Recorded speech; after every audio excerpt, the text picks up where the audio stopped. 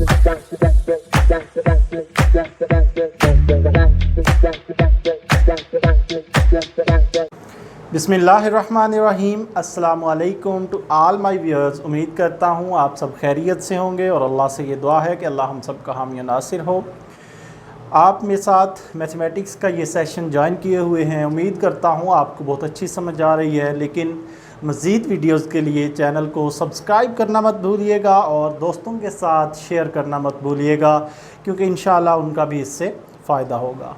आज हम chapter number 12 उसके थ्योरम्स करने जा रहे हैं, जिसमें आपको ये पता होना चाहिए कि चैप्टर नंबर 12 में से एक थ्योरम कंफर्म होता है और उस थ्योरम के नंबर आपके पास होते हैं 8।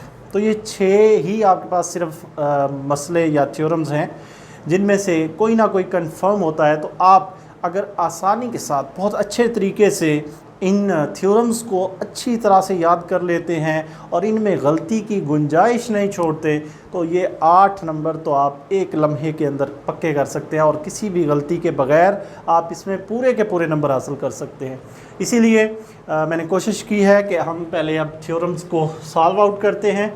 और ये इंग्लिश मीडियम में मैंने स्टेटमेंट लिख दी है, इसको मैं इंशाल्लाह उर्दू में भी कोशिश करूँगा, ट्रांसलेट करूँगा साथ के साथ। अगर आप उर्दू वालों को कोई प्रॉब्लम आ रही हो तो फिर आप मेरे साथ इसको कमेंट्स के अंदर डिस्कस कर सकते हैं। इंशाल्लाह उस कमी को भी दूर करने की पूरी कोशिश करेंगे। जी, सबसे पहला थ्योरम हमारे पास है, any point on the right bisector of A line segment. कि हमारे पास अगर कोई लाइन सेगमेंट है, अगर कोई ख़त है हमारे पास, तो उसका जो राइट बाइसेक्टर है उसके ऊपर कोई भी नुक्ता इज़ इक्वी डिस्टेंस, मसावियुल फासला होता है फ्राम इट्स एंड पॉइंट्स। अब कहना क्या चाह रहा है वो इसमें, कहता है कि हमारे पास ये फ़र्ज़ करें आप एक लाइन है, ये एक लाइन है जिसका उसने ज़िक्र किया लाइन सेगमेंट है। अब इसका बाइसेक्टर जो है, वो बाइसेक्टर क्या होता है, जो इसको 2 इक्वल हाफ्स में तकसीम कर दे, इसे हम कहते हैं जी राइट बाइसेक्टर। इसको नाम दे लेते हैं L और M। इसको हमने लाइन को नाम दिया A और B। जी, तो अब हमारे पास देखें, पहले हमने सबसे पहले डायाग्राम ही बनानी होती है। उस डायाग्राम का अगर हमें पता चल जाए तो फिर इंशाल्लाह आप बाकी सारा थ्योरम बड़ी आसानी के साथ कर सकते हैं। जी, तो अब हमारे पास any point on right bisector. देखिए, राइट बाइसेक्टर जिसे अमूदी नासिफ कहते हैं, इसका मतलब क्या होता है कि लाइन का वो नासिफ जो इसे 2 हिस्सों में तकसीम कर रहा है। अमूद क्या होता है, जिसका एंगल 90 हो, ये पूरा 90 का एंगल बना रहा है और वो उसे क्या कर रहा हो, 2 बराबर हिस्सों में तकसीम कर रहा हो, तो उसे हम क्या कहते हैं जी, अमूदी नासिफ। निसफ से लफ्ज़ बना है नासिफ। इसी तरह बाइसेक्टर 2 हिस्से, यानी 2 हिस्सों में, 2 बराबर हिस्सों में ये डिवाइड कर रहा है, तो ये बाइसेक्टर हो जाएगा। ये इसके ऊपर वो कहता है कोई भी नुक्ता, राइट बाइसेक्टर के ऊपर कोई भी नुक्ता। अगर हम फ़र्ज़ करते हैं कि यहाँ पे कोई नुक्ता हम ले लेते हैं P, इसको नाम दे लेते हैं हम P का, ये जो पॉइंट है ये हमारे पास क्या है जी, P। अब वो कहता है ये जो नुक्ता है, ये जो नुक्ता है ये इक्वी डिस्टेंट, मसावी उल फासला है इस लाइन के एंड पॉइंट्स, सिरों से। ये सिरा A है, ये सिरा B है। तो वो कहना क्या चाह रहा है कि जितना फासला ये है उतना ही फासला इस साइड पे B से होगा। तो P का जितना फासला A से है उतना ही फासला इसका B से होगा। अब अगर हम देखें, सबसे पहले हमने क्या लिखना होता है जी, गिवन। गिवन को उर्दू में हम क्या कहते हैं, मालूम। मालूम क्या होता है, अगर आप इस स्टेटमेंट को देखें उर्दू वाले ख़ास तौर पे, उसमें फ़िक्रे के 2 हिस्से बने होते हैं। उसमें 2 फ़िक्रे हैं। अगर से शुरू हो रहा है, स्टेटमेंट अगर से शुरू होगी कि अगर किसी लाइन के राइट अमूदी नासिफ पर मौजूद नुक्ता जो है, यानी बल्कि अगर किसी लाइन का नुक्ता उसके अमूदी नासिफ पर वाक़या हो, यहाँ तक हो गया उसका मालूम, और तो वो उससे जो सिरों से मसावी उल फासला होगा, तो वो उसके सिरों से मसावी उल फासला होगा। तो से आगे वाला हिस्सा जो होता है वो मतलूब होता है। तो हमारे पास एक चीज़ होती है गिवन, दूसरा होता है हमें टू प्रूव। टू प्रूव का मतलब क्या है कि हमने साबित क्या करना है, क्या साबित करना है कि जितना फासला P का A से है उतना ही फासला P का B से है। यही तो हमने साबित करना है कि equi distant from its ends, and क्या है A और B, और पॉइंट क्या है P।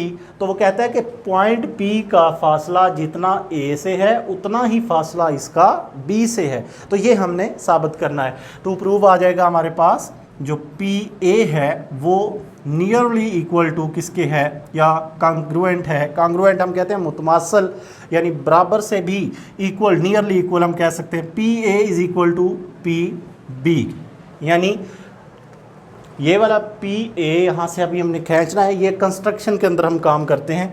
ये हमारे पास आ जाता है कंस्ट्रक्शन।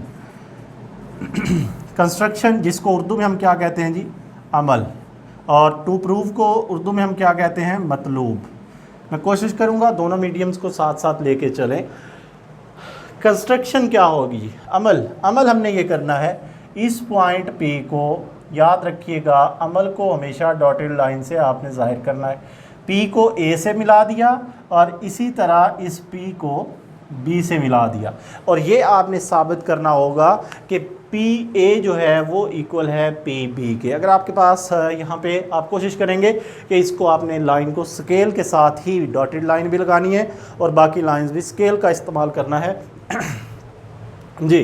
तो अब ये तीन चीज़ें और एक चौथी ये डायाग्राम। सबसे पहले आपने क्या करना है जब थ्योरम लिखना है, सबसे पहले डायाग्राम की हेडिंग, फिर आपने गिवन मतलब जो मालूम की हेडिंग, और फिर टू प्रूव की हेडिंग जो मतलूब आपका होगा, और फिर आएगा आपका कंस्ट्रक्शन यानी कि अमल। अमल क्या होता है, जो आपने उस डायग्राम पे खुद से किया है। तो इसकी रीडिंग हम किताब से करते रहते हैं साथ साथ। ये चीज़ें मैं ज़्यादा आपको लिखूंगा नहीं, क्योंकि ये आपने एज़ इट इज़ बिल्कुल ऐसे ही याद करनी है जैसे कि आपके पास बुक में लिखी हुई हैं। सिर्फ मैं आपको वो जो आपकी स्टेटमेंट्स और उनकी रीज़न्स हैं उन पे ज़रा फोकस करूँगा, ताकि आपको ये समझ आ जाए कि ये पॉइंट्स किस तरह एक दूसरे के इक्वल हैं और किस तरह एक दूसरे के बराबर हो रहे हैं। तो इसमें देखें, गिवन में दिया है उसने कि एक हमारे पास लाइन है LM जो कि इंटरसेक्ट कर रही है AB को। इंटरसेक्ट कैसे कर रही है, सच दैट LM जो है वो अमूद है। इस तरह की आपको वहाँ पे सिंबल नज़र आ रहा है, इस तरह का आपको सिंबल नज़र आ रहा है। दैट मीन्स कि ये परपेंडिकुलर है और बाइसेक्टर है। दैट मीन्स कि दो हिस्सों में डिवाइड कर रहा है। तो इसे हम कह रहे हैं कि LM अमूद है किसके ऊपर, AB के ऊपर। ये देखें AB है, इसके ऊपर 90 का एंगल बना रहा है, इसलिए ये क्या होगा, इसका अमूद। और इस तरह से है कि इस पॉइंट को नाम दे लेते हैं किसका, C का। इस तरह से है कि दो निसफ हिस्से बने हैं, AC इज इक्वल टू है BC के। ये हमारे पास दिया हुआ है, गिवन में आ गया कि AC इज इक्वल टू और नियरली इक्वल टू BC के। तो यहाँ हम लिख सकते हैं, गिवन में हमारे पास क्या दे दिया उसने, AC nearly equal to BC, यानी जितना A से लेके C तक फासला है उतना ही B से लेके C तक फासला है। निसब तो तभी होगा ना जब ये दोनों फासले आपस में बराबर होंगे। उसके बाद हमें ये भी पता होना चाहिए कि अब हमने प्रूफ क्या करना है। प्रूफ मैंने आपको पहले बता दिया कि प्रूफ हमने क्या करना है कि PA इज इक्वल टू और कांग्रुएंट टू PB के। जितना फासला P का A से है उतना ही फासला P का B से है। कंस्ट्रक्शन में हमने क्या किया है कि कंस्ट्रक्शन में हमने इस पॉइंट P को A से भी मिला दिया और B से भी मिला दिया। ये हमारा क्या हो गया, इसकी कंस्ट्रक्शन। अब आ जाती है बात स्टेटमेंट एंड रीजंस जी। ये टेबल असल में आपको समझाना मकसद है जिसका आपको पता होना चाहिए। स्टेटमेंट आ गई और इस साइड पे आप इसकी क्या बना लेंगे जी, रीज़न। रीज़न क्या होगी, अब ज़रा गौर से देखेंगे कि हमारे पास दो ट्राइएंगल्स बन रही हैं। एक ट्राइएंगल इससे लेके इस साइड पे आ जाएं, दूसरी इससे इस साइड पे। इनको हम नाम दे लेते हैं ट्राइएंगल्स को कि पहली जो ट्राइएंगल है वो हमारे पास क्या है, ACP, मुताबिकत, कंपैरिजन जिसको हम कहते हैं, कोरेस्पोंडेंस कहते हैं, यानी इनकी मुताबिकत देखनी है। एक हमारे पास मुसल्लस आ गई ACP और दूसरी मुसल्लस क्या आ गई, BCP, यानी ट्राइएंगुलर BCP। ये हमारे पास दो मुसलसे हैं, दो मुसलसे आ गई हमारे पास। इन दो मुसलसों का हमने क्या करना है जी, मवाजना। मवाजने के अंदर पहली चीज़ जो हमने स्टेटमेंट देनी है वो ये है, AC is congruent to BC के। और ये कहाँ से हमें पता चलेगा, गिवन, मालूम है हमें। क्यों मालूम है, ये देखें, मालूम के अंदर लिखा हुआ है AC is nearly equal to BC के, यानी AC जितना फासला, ये क्योंकि निसफ हुआ तो जितना फासला AC का है उतना ही फासला BC का है, उन दोनों की लेंथ आपस में क्या है, बराबर है। तो ये हमारे पास 1 पॉइंट हो गया। दूसरा, एंगल ACP जो है, एंगल, ये अलामत जो है ये किसकी है जी, एंगल की। Angle ACP nearly equal to angle BCP। कैसे इक्वल है जी, आप देखें ज़रा, ये एंगल कितना बन रहा है, ACP 90 का एंगल है, BCP ये एंगल भी कितना है, 90 का। तो ये दोनों एंगल्स क्या होंगे, आपस में बराबर हो जाएंगे। क्या उसने स्टेट में रीज़न क्या लिखी है कि PC जो है, PC चूँकि ये क्या है, अमूदी नासब भी है, अमूद भी है, इसलिए अमूद का हमेशा एंगल क्या होता है, 90 डिग्रीज जो है। अब तीसरा पॉइंट हमारे पास आ रहा है जी, PC is nearly equal to PC। ये ऊपर आपने ख़त का निशान जो है ये ज़रूर डालना है। आपने लिखना ऐसे ही है जैसे बिल्कुल एज़ इट इज़ बुक पे लिखा हुआ है, जहाँ जहाँ जो सिंबल यूज़ हुआ है वो आप वैसे ही लिखेंगे। मैं यहाँ पे सिर्फ आपको समझाना मकसद है। PC is nearly equal to PC कैसे है, अब देखें, ये कॉमन है, इसकी रीज़न उसने क्या दे दी, कॉमन, यानी मुश्तरिक है। और ये चीज़ हमें मालूम थी, वहाँ से हमने देखी है। ये चीज़ हमें वो कहता है कि ये इक्वल टू क्या है, 90 के एंगल हैं, दोनों ही 90 डिग्रीज हैं। ये मुश्तरिक होने का मतलब है सेंटर में है, देखें सेंटर में है। इधर से आप देखें तब भी PC की लेंथ वही है, इस साइड से देखेंगे तब भी वही है। तो ये PC जो है दोनों मुसलसों के लिए सेम है हमारे पास लेंथ, इसलिए हम कह देंगे PC is nearly equal to PC। अब दोनों ट्राइएंगल्स एक दूसरे के इक्वल हो गई। कैसे इक्वल होंगी, triangle ACP is nearly equal to triangle BCP। क्यों है ये, आप देखें, SAS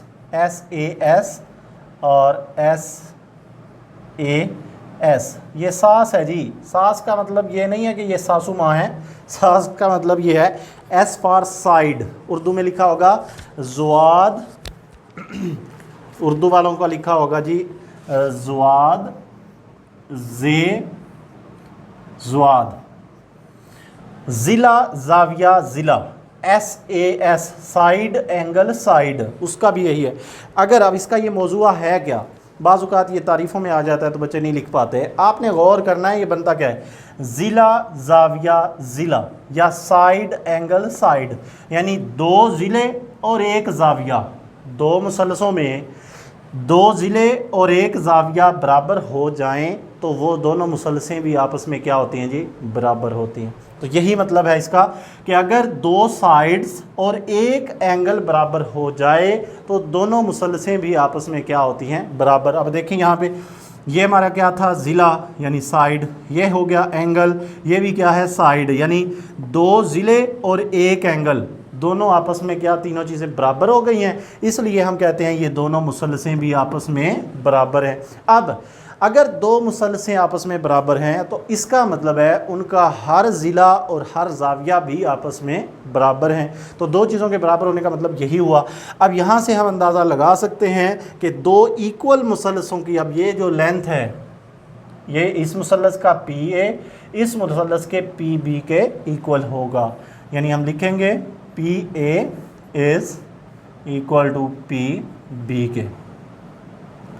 ये हमारा वो पॉइंट है जो हमने प्रूव करना था, और इसकी रीज़न उसने दे दी है कि इस रीज़न हमारे पास क्या है, करस्पॉन्डिंग साइड्स ऑफ कांग्रुएंट ट्राइएंगल्स, के मुतमासल मुसलसों के मुतनाज़रा इज़ला, मुतनाज़रा का मतलब आमने सामने के ज़िले भी आपस में बराबर होंगे। यहाँ पे यही हमने प्रूव करना था कि PA इज़ इक्वल टू आ गया है हमारे पास पी बी के। इसलिए हम कहते हैं कि ये जो नुक्ता पी है ये इस लाइन के सिरों से मुसावी उल फासला है। जितना फासला इसका ए से है उतना ही फासला इसका बी से है।